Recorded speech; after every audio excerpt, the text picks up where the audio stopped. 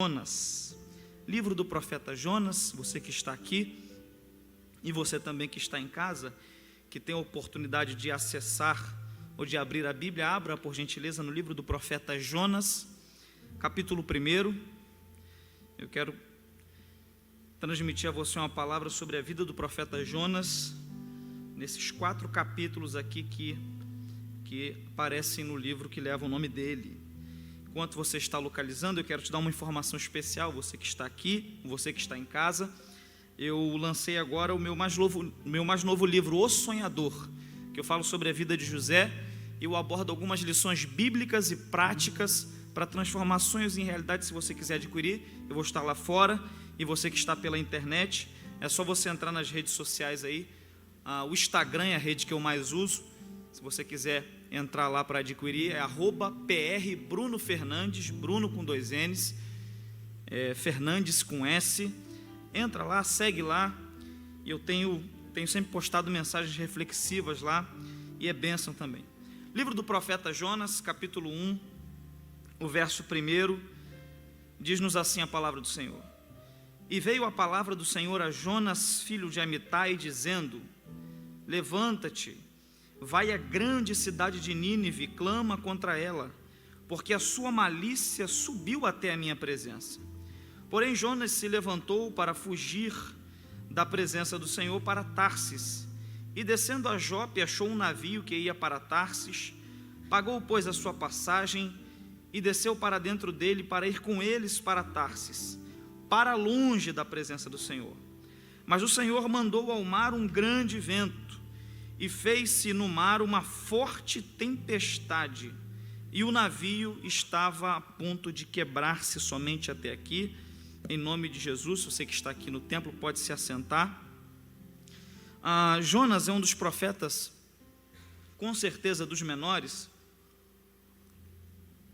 é um dos profetas mais conhecidos por causa desse episódio tão conhecido, que foi o episódio onde ele foi engolido por um peixe, e ele ficou 3 dias no ventre desse peixe, dentro do peixe, e foram 3 dias de mudança para Jonas. E esse fato é um fato marcante, de modo que até quem não é cristão, até quem não tem o hábito de ler a Bíblia, conhece a história de Jonas por causa desse fato do peixe. E na verdade a gente já ouviu muitas mensagens sobre Jonas. A desobediência de Jonas é sempre exaltada, de modo que muitas pessoas usam Jonas como uma referência de desobediente, instruindo o povo, e não é errado isso, a fazer ao contrário que Jonas fez, porque primeiramente Jonas desobedeceu. E eu já vi muitos pregadores pregando sobre Jonas, e em diferentes momentos da vida dele, sempre abordando um ponto negativo da desobediência, da reticência, da relutância, de como ele questionou o fato de os ninivitas se arrependerem.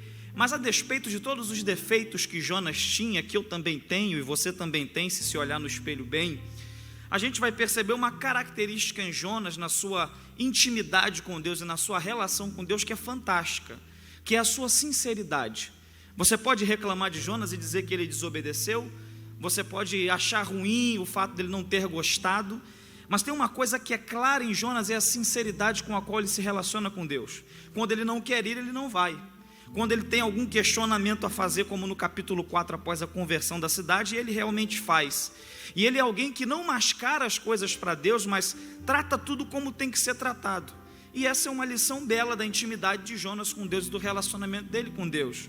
Porque Deus se manteve relacionando-se com Jonas, não porque ele era perfeito, mas porque ele era sincero. E eu tenho entendido que Deus não busca em nós perfeição, porque perfeição de fato não existe. O que existe é um aperfeiçoamento. Deus não espera que você seja perfeito. Deus sabe que você não vai conseguir, mas Deus espera que você seja sincero. Deus espera que você seja verdadeiro.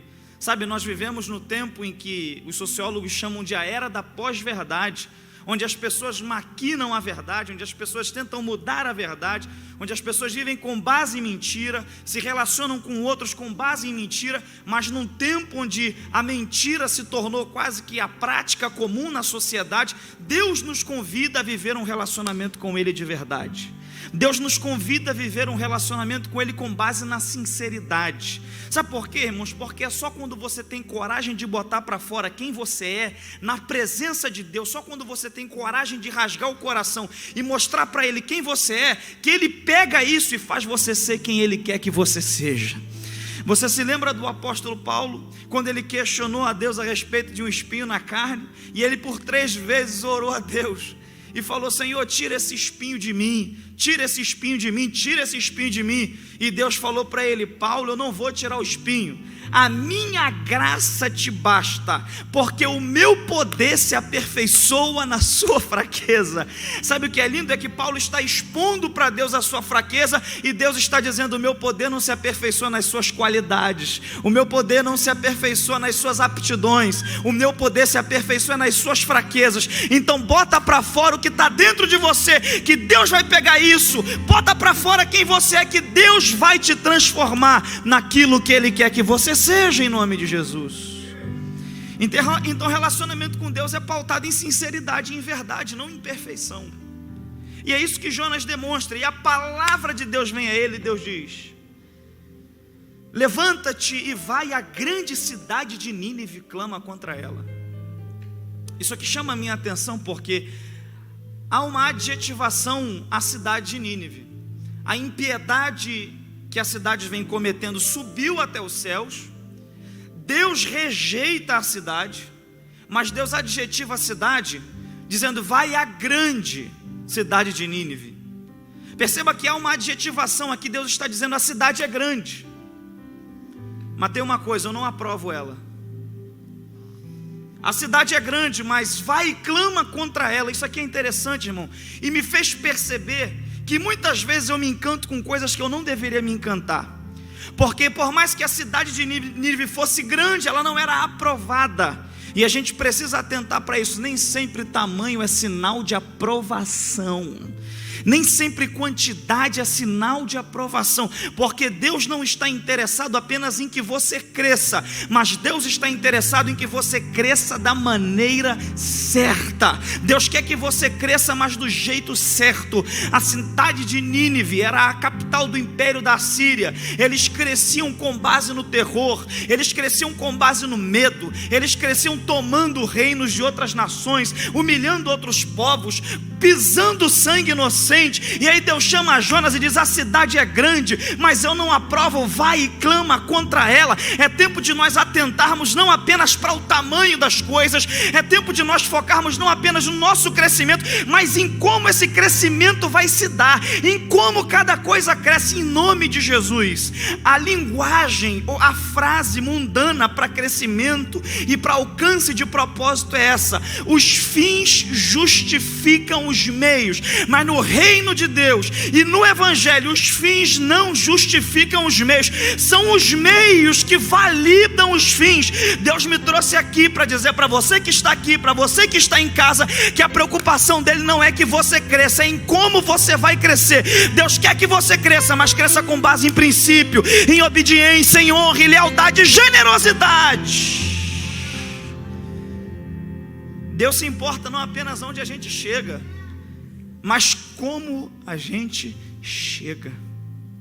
Porque se for para chegar mentindo, se for para chegar no lugar do teu objetivo enganando, se for para chegar no lugar do objetivo passando cheque sem fundo, se for para chegar no lugar do objetivo tomando marido que não é seu, tomando mulher que não é sua, se for para chegar no objetivo puxando o tapete de quem estava lá, não vale a pena. É melhor você esperar o tempo de Deus, que no tempo dele Ele te faz crescer, te faz avançar, em nome de Jesus. A cidade de Nínive é grande, mas Deus não aprova ela. E Deus diz a Jonas: vai, clama contra Nínive, porque a maldade dela subiu. E Jonas, verso 3 diz: porém Jonas se levantou. Aqui já começa a ficar estranho, porque ele se levanta e vai para Jope. Porque Jope era uma posição oposta àquilo que Deus está mandando. Jope é um dos portos mais importantes até hoje em Israel. Presta atenção nisso. Jonas se levanta e vai para o porto, vai para Jope. Quando a cidade de Nínive era para o oriente, ele vai para o ocidente. E em Jope ele vai procurar um jeito de fugir. E essa fuga vai se dar através de um navio. Jonas usou Jope como um trampolim.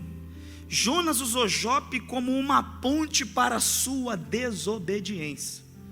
Agora, recentemente, eu fiz um propósito de ler o Novo Testamento em uma semana. E aí, quando eu estava lendo o livro de Atos, capítulo 9, a partir do verso 36, a gente vê de novo essa cidade chamada Jope reaparecendo.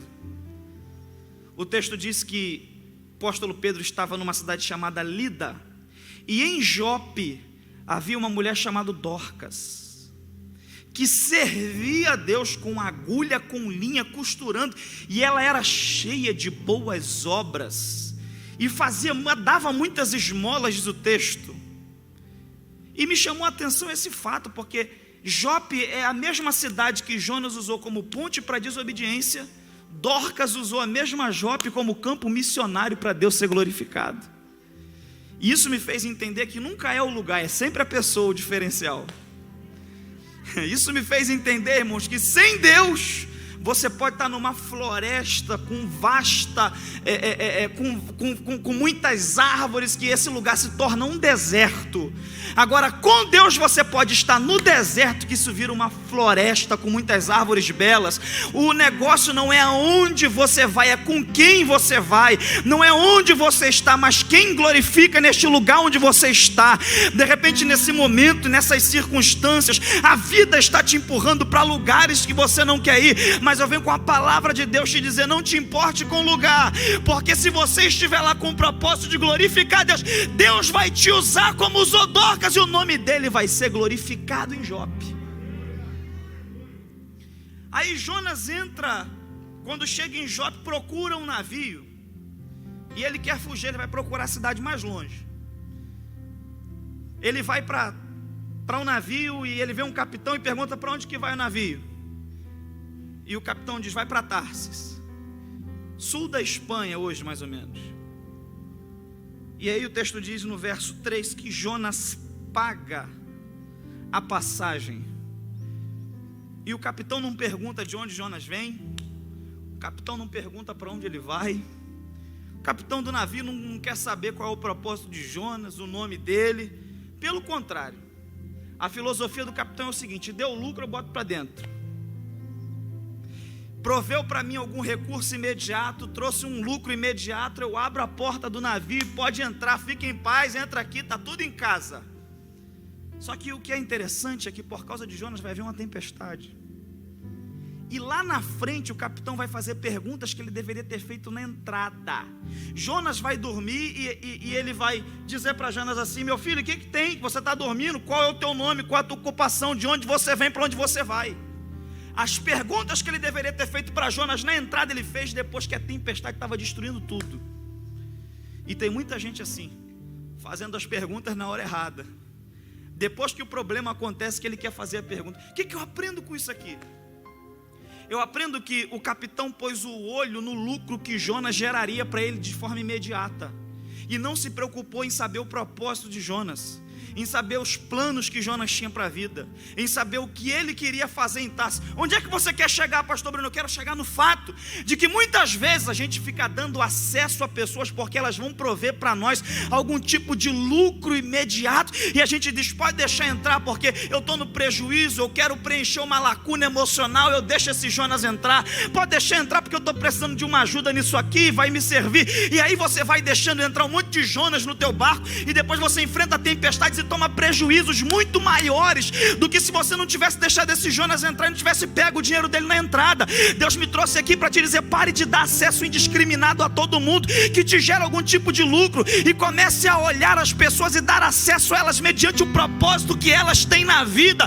Eu não vejo qual lucro que alguém vai me dar para pôr esse alguém na minha vida, eu vejo qual o propósito de vida, qual é a missão na vida, que princípios esse alguém obedece. Em nome de Jesus, você que está em casa, você que está aqui, não dê acesso a quem não tem propósito, não dê acesso a quem não compartilha dos mesmos princípios que você. Cuidado com os acessos que você dá ao teu barco, porque você pode sofrer prejuízos muito maiores do que o lucro que você recebeu rapidamente com Jonas. A gente usa muito Jesus às vezes para validar esse tipo de comportamento. A gente diz: não, Jesus recebia todo mundo. Mas recebeu uma coisa, compartilhar vida, sonhos, projetos, ele só compartilhava com 12. E dos 12 ele ainda separava. Tinha 3, e dos 3 havia um único que era o íntimo. Então você tem que aprender isso com Jesus. E ainda que Jesus recebesse todo mundo e compartilhasse tudo com todo mundo o tempo todo, ele tinha uma característica que eu não tenho. Qual? Quem chegasse perto dele, ele podia transformar completamente esse alguém. Eu não posso. Então eu preciso ter filtro. Irmão, se você tivesse mais filtro na tua vida, você não teria posto na tua vida gente que você colocou e depois te deu problema. Se você tivesse mais filtro, você não tinha aberto a sala da tua casa, contado segredos para pessoas erradas, e depois esse segredo virou fofoca em grupo de WhatsApp, e a ajuda não chegou para você. Mas que Deus abra a tua visão espiritual, e também que Deus te dê sabedoria, para você fazer as perguntas na entrada, de onde você vem, qual é o teu propósito. O capitão bota Jonas para dentro, e o texto diz que Jonas desce ao porão do barco, e lá no porão ele começa a dormir um sono profundo e pesado. Enquanto ele dorme, Deus manda um forte vento no mar. E a Bíblia diz que o vento se faz no mar em tempestade. Isso aqui também é precioso, porque esse vento que Deus manda que vira uma tempestade, essa tempestade tem duas naturezas. Tem 300 valentes aqui comigo, e eu vou pedir para você repetir duas naturezas. Você que está em casa, se você quiser e puder repetir, é pedagógico. Repete comigo. O vento que se fez tempestade tinha duas naturezas. A primeira natureza deste vento é uma natureza de impedimento. Por que é uma natureza de impedimento? Porque o vento vem para impedir Jonas de ter sucesso naquilo que Deus não tinha para ele. Eu ouvi um aleluia ali, eu vou repetir por causa desse aleluia. A tempestade, o vento às vezes vem para nos salvar de um sucesso que Deus não quer para nós, de um êxito que não é o projeto dele para nós. A pior coisa que pode te acontecer é você ter sucesso naquilo que não é o projeto de Deus para você, porque você pode perder salvação por causa disso, você pode se perder nesse processo, você não vai viver uma vida com significado. E Deus me trouxe aqui para dizer para alguém que está enfrentando uma tempestade, isso é para te impedir de fazer ajustar a tua vida, porque eu tenho um projeto mais lindo para a tua vida do que o que você tem para você mesmo. A segunda natureza da tempestade é uma natureza de denúncia, porque a tempestade vai denunciar que tem um profeta fujão, que tem um profeta desobediente. A tempestade vai denunciar que o capitão botou para dentro quem não era para ele colocar. A tempestade vai denunciar que os marinheiros serviam a deuses que não podiam fazer nada, que o único Deus que faz cessar a tempestade ainda é o Deus de Abraão, de Isaac e de Jacó, Jesus. Tempestade tem uma natureza de denúncia. Quando ela entra no seu ápice, o pessoal começa a pôr para fora as cargas, os prejuízos começam a chegar, e o capitão desce, sacode Jonas e fala: o que você tem, dormente? O que está acontecendo? Você não está percebendo que a gente está num momento difícil? Clama ao teu Deus, de onde você é, qual a tua ocupação, qual o teu nome. Aí Jonas vai falar: olha, eu temo a Deus, e Deus me mandou ir para um lugar, eu estou indo para outro, por isso essa tempestade. E Jonas diz assim: me lancem para fora, verso 14 e 16 do capítulo 1, me lancem para fora do barco, que vocês vão ver que essa tempestade vai se acalmar. Aí a primeira coisa que os marinheiros fazem é tentar remar para voltar à terra. Preste atenção nisso. Quando Jonas fala que a tempestade tem uma provocação e tem um início de forma espiritual, que é por causa da desobediência dele, o pessoal tenta pegar remos e remar com o barco de volta para a praia, mas não adianta. Sabe por quê? Porque você nunca vai conseguir resolver um problema espiritual de um jeito natural, porque tem tempestade que é espiritual. Tem tempestade que o gadernal resolve. Tem tempestade tempestade que o antidepressivo resolve, tem algumas coisas químicas que estão fora de lugar. Tem tempestade que alguns momentos e algumas sessões com o analista dá uma resolvida. Agora tem tempestade que é só joelho dobrado no chão, boca no pó e conserto diante de Deus. E um dos males da nossa geração é a falta de sabedoria e de discernimento para entender que a gente nunca vai conseguir resolver um problema natural de um jeito espiritual e nunca vai conseguir resolver um problema espiritual de um jeito natural. E o fato é que as pessoas estão orando por algo que elas deveriam fazer e fazendo por algo que elas deveriam orar, mas que Deus te dê discernimento para você perceber as tempestades e saber aonde está a raiz e o nascedouro delas, para que o mais rápido possível elas se resolvam, o prejuízo não cresça e que Deus seja glorificado na tua vida. Os caras tentam remam e não conseguem nada. Aí eles voltam em Jonas e eles falam: olha, não vai ter jeito, a gente vai ter que te levantar. Mas antes de levantar Jonas, aconteceu um negócio que é fantástico nesse barco. Antes de lançar Jonas para a água, o texto diz que todos eles vão clamar a Deus, o Deus de Jonas, vão fazer votos e vão se converter. Diga aleluia por isso. Irmão, isso é tão maravilhoso, porque Jonas sem querer ganhou o barco inteiro para Deus. Onde é que você quer chegar com isso, Bruno? Eu quero chegar no fato de que mesmo Jonas não querendo, ele conseguiu levar todo mundo naquele barco a Deus. Por quê? Porque esse era o chamado dele. Eu vou mais fundo. Jonas não tinha um chamado, era o chamado que tinha Jonas. Ah, irmão, a gente é muito inocente e a gente acha que somos nós que temos o chamado, somos nós que temos a vocação. Não é você que tem o chamado, é o chamado que te tem. É por isso que você pode fugir como Jonas tentou fugir. Você pode tentar se esconder atrás de uma mesa de escritório, você pode tentar se esconder atrás de um balcão de um negócio, você pode tentar se esconder atrás de um canudo de formação de uma determinada empresa, mas Deus me trouxe aqui para te dizer: aonde você for, o chamado que eu tenho na tua vida vai se revelar. Eu vou te usar, porque não é você que tem o chamado, é o chamado que te tem. Você lembra de Jeremias, quando Deus falou a ele: meu filho, você não tem o chamado, é o chamado que te tem. Antes que você saísse do ventre da tua mãe, eu te conheci. Antes que saísse da madre, as nações eu te dei por profeta. Aleluia, glória a Deus. Não é você que tem um chamado, é o chamado que te tem. Por isso que você não sente feliz quando você não está fazendo aquilo que você sabe que Deus chamou para fazer. Eu não sei onde você está, mas aonde você estiver, Deus vai te usar. O pessoal levanta Jonas, todo mundo se converte e vão jogar Jonas no mar.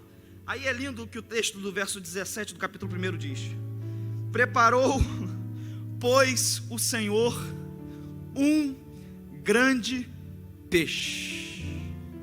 Como isso é maravilhoso.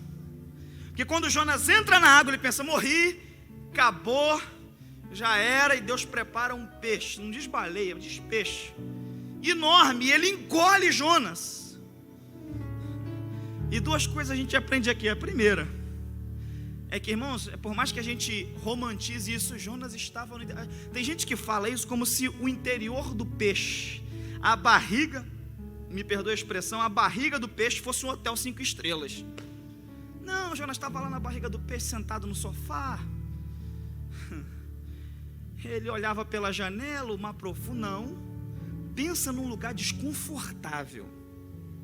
Ele ora e ele diz: a minha cabeça se encheu de algo. Pensa num lugar desconfortável, difícil, complicado, ruim. Mas é melhor o ventre do peixe do que a morte. O que eu aprendi com isso? É que tem muita coisa que é ruim, mas até por elas eu tenho que agradecer, porque seria pior ter morrido. Onde é que você quer chegar, Bruno? Eu quero chegar que aquilo que talvez até hoje você enxergou como um lugar ruim, um momento de muita prova, talvez seja um lugar de livramento para a tua vida espiritual e para o projeto que Deus tem para você. Você lembra de José? Quando em Gênesis 37, o pai diz assim para José: vai no campo e vê como estão os teus irmãos. José vai, de longe os irmãos veem José com a túnica e dizem assim: vamos pegar ele, vamos matar ele. E aí imediatamente alguém tem uma outra ideia e diz assim: não pega não, joga na cisterna. Eu já vi gente pregando isso e chorando. José foi lançado na cisterna, que coisa triste. Foi traído pelos irmãos, que coisa triste. É triste, mas pior teria sido se eles tivessem executado o primeiro projeto e matado José. É melhor estar na cisterna do que morto. É melhor estar no ventre do peixe do que morto. Deus me trouxe aqui para te dizer: eu te livrei e você nem percebeu. Deus é livramento na tua vida, glória ao nome dEle. Irmão, você está num culto de avivamento. Deus é livramento. Eu ainda creio num Deus que corta laços, que nos leva para lugares que a gente diz: não queria estar ali, não é a posição melhor para mim, mas Deus está dizendo: é por um tempo para te livrar de um mal pior. Eu estou te guardando e você nem percebeu. Acorda. E aí, quando ele está no ventre do peixe, depois de 3 dias ele volta a si, e ele vai fazer uma oração linda. Capítulo 2, todo o capítulo 2 é uma oração. Verso 1 diz assim: orou Jonas ao Senhor seu Deus das entranhas do peixe. Aí o texto diz que ele faz a oração, fala com Deus. E esse é o momento, irmão, que a gente foi impedido de muita coisa. Decretos municipais, federais, decisões judiciais nos impediu de muita coisa. Mas tem uma coisa que nenhum decreto pode nos impedir de fazer. Tem uma coisa que nenhuma decisão judicial pode nos impedir de fazer. Sabe o que é? Orar a Deus. Você ainda pode dobrar o teu joelho e orar. Você ainda pode inclinar a tua alma diante de Deus e falar com Ele, explanar para Ele as tuas necessidades, as tuas qualidades, os teus defeitos, e deixar Ele trabalhar em você e na situação. E sabe o que é lindo? É que Jonas não fala com peixe, mas Jonas fala com Deus, e Deus fala com peixe. Essa situação é maior que você não tem comunicação com ela, mas se você falar com Deus, Ele pode te ajudar a resolver qualquer situação. Ele pode falar com esse peixe. Eu não sei se o peixe que te engoliu foi do desemprego, se o peixe que te engoliu foi o da crise familiar, e você não está conseguindo nem ter diálogo. Você vai com os currículos para o diálogo e nada. Mas Deus me trouxe aqui para te dizer: ainda que você não consiga falar com o peixe, fala comigo que eu falo com o peixe. Jonas se quebranta dentro do peixe. Aí o capítulo 3, o verso 1 é lindo. Diz assim: e veio a palavra do Senhor pela segunda vez a Jonas. Irmão, isso é muito maravilhoso, porque Deus ouviu a oração de Jonas. E veio a segunda vez a palavra do Senhor a Jonas. Eu vou repetir isso. E veio pela segunda vez a palavra do Senhor a Jonas. O que é isso? Eu aprendo que Deus ainda é o Deus da segunda oportunidade.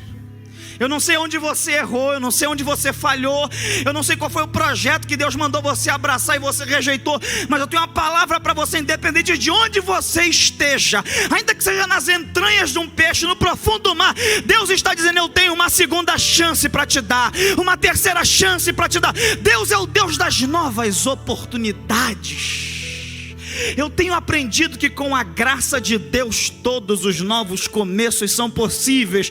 Eu tenho uma palavra para você: é possível recomeçar. A palavra veio a segunda vez a Jonas. Você lembra de Pedro em João 21? Ele desistiu de tudo, falou: eu vou pescar, acabou. Levou o pessoal com ele, ele era o líder da equipe. E aí Jesus aparece na praia. E por 3 vezes, resumindo o capítulo 21, Jesus pergunta a ele: Pedro, tu me amas? É a oportunidade de ele se redimir. Por isso Jesus pergunta 3 vezes: tu me amas? Por quê? Porque por 3 vezes ele negou.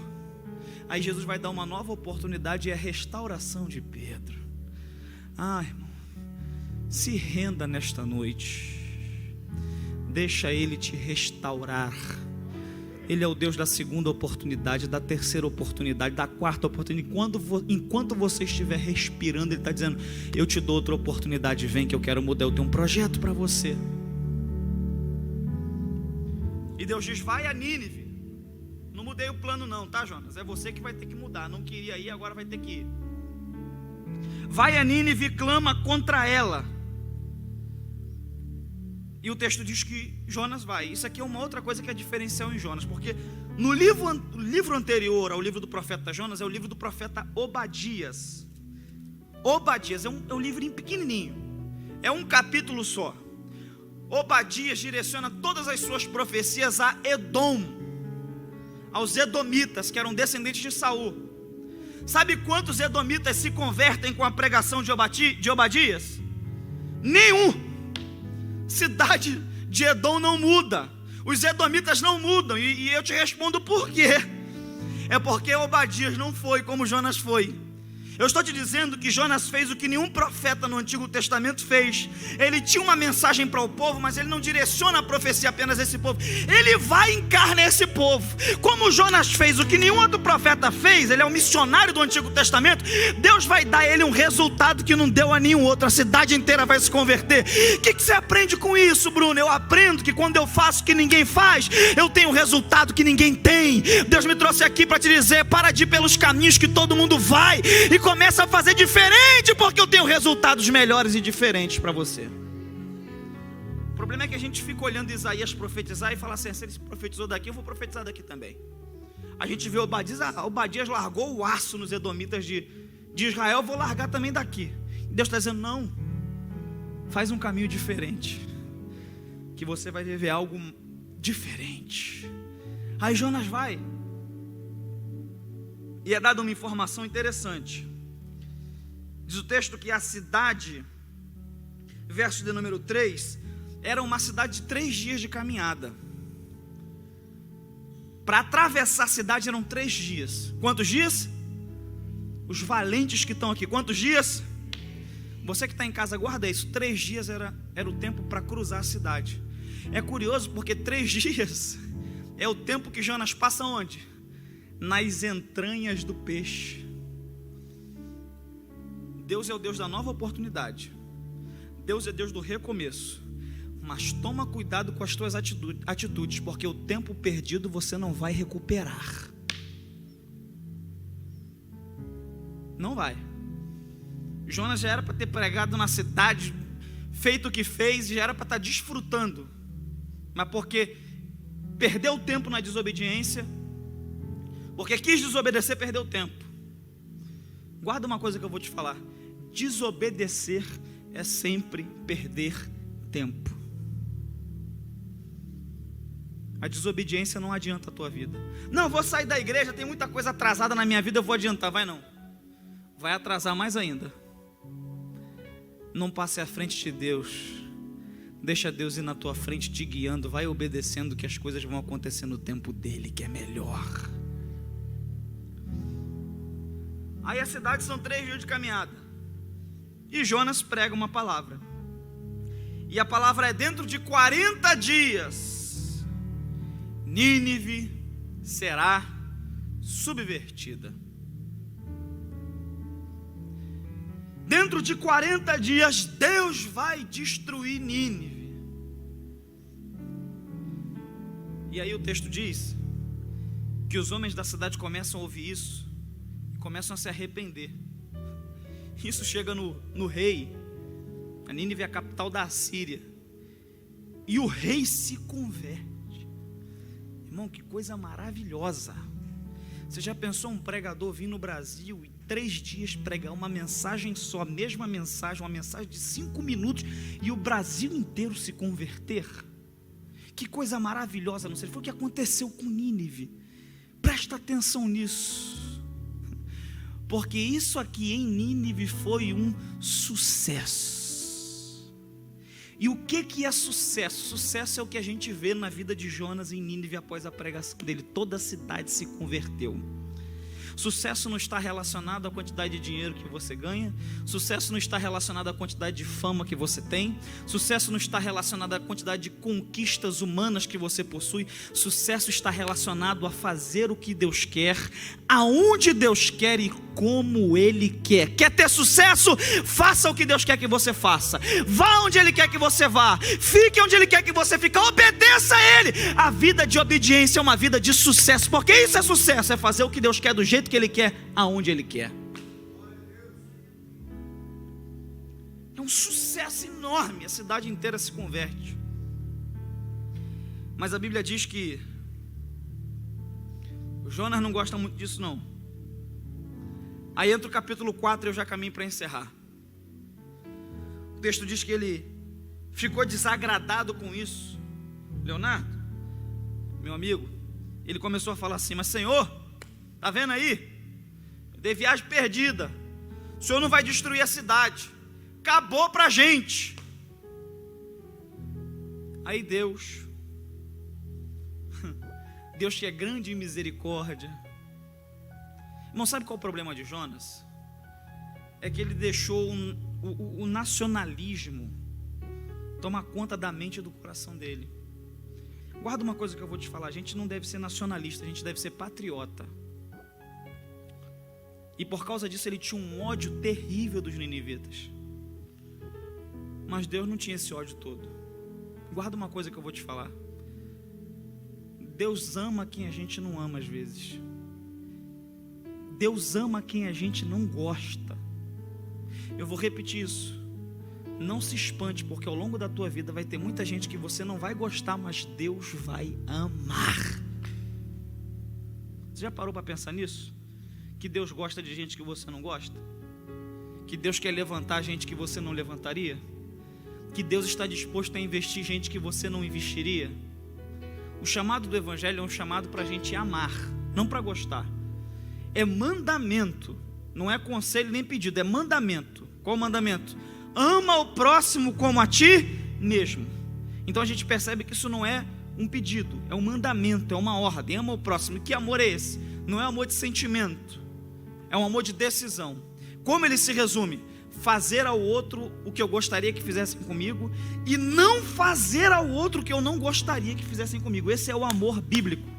Mas Deus não manda você gostar de todo mundo.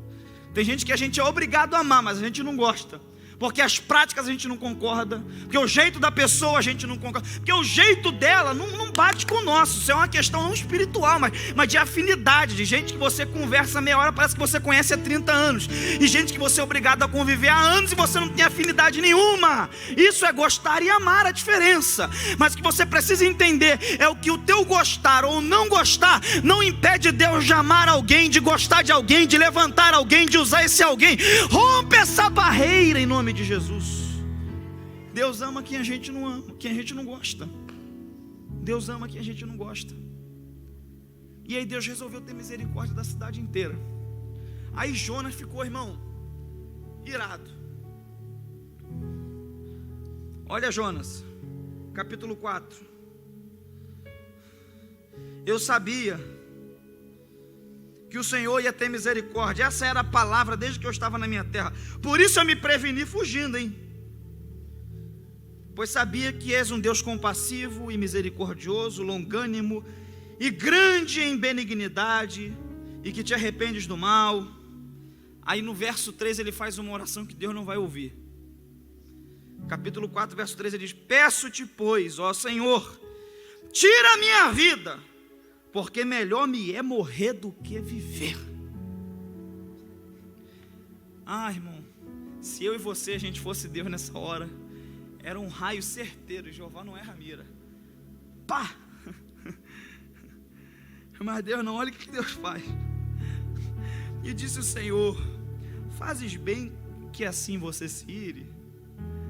Então Jonas saiu da cidade, sentou-se ao oriente desta cidade, ali fez uma cabana, sentou-se debaixo dela à sombra, até ver o que aconteceria à cidade.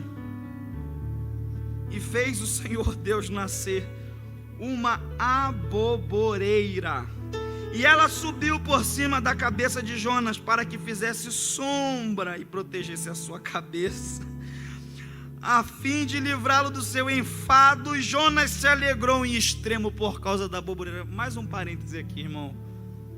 O cara merecia, me perdoe a expressão, uma paulada santa. Mas Deus é tão maravilhoso, quando o cara merece ele dá uma sombra pro cara. Ô, irmãos, isso aqui, a gente vê duas coisas se manifestando. Duas coisas: misericórdia e graça. Misericórdia para livrar Jonas do que ele merecia nesse momento, que era uma pancada bem dada, e graça para dar a ele o que ele não merecia, que era uma sombra no meio do calor. Eu tenho uma palavra para você. Deus é um Deus de misericórdia e Deus é um Deus de graça. Quantas vezes você é honesto com você? Não estou pregando para hipócrita, eu estou pregando para honesto. O hipócrita não tem consciência, o honesto tem consciência, ainda que tenha erros. Quantas vezes você olhou para si e se percebeu merecendo levar uma bela de uma pancada, e Deus te quebrou sem te bater, fazendo uma sombra em cima de você, te protegendo? Irmão, isso aqui é só quem é filho. Quantas vezes você pensou, agora eu vou tomar uma? Jeová tirou a sandália havaiana celestial e de lá de cima vai jogar. Aí Deus vem e abre uma porta e você diz, meu Deus do céu. E é assim que Deus nos quebra, sem nos tocar, irmão. É assim que Ele quebra o nosso coração e nos mostra que Ele é um Pai de graça, de amor, de bondade, que Ele tem algo a fazer na nossa vida e que Ele nos ama, apesar de quem nós somos ou deixamos de ser. Irmãos, eu sou um pregador responsável. Eu preciso te dizer isso. Isso é a palavra do Evangelho. Deus tem misericórdia e tem muita graça. Aí Jonas, no meio da ira, fica alegre. Aí no dia seguinte, o texto diz, mas Deus enviou um verme no dia seguinte, e subiu da alva, o qual feriu a boboreira, e esta se secou. Irmão, quando ela secou, foi um dia, a irmã aqui falou assim, alegria de pobre dura pouco. Quando a boboreira se secou, para você entender, a boboreira era uma plantinha, ficou em cima da cabeça para livrar ele do sol e ele ficar na sombra e ter um alívio. Quando ela se secou, e aconteceu que, aparecendo o sol, Deus mandou um vento calmoso oriental, e o sol feriu a cabeça de Jonas. Ele ficou irado, dessa vez por causa da boboreira. Aí Deus diz para ele, você está irado por causa dessa planta aí que eu fiz crescer, que você nem merecia,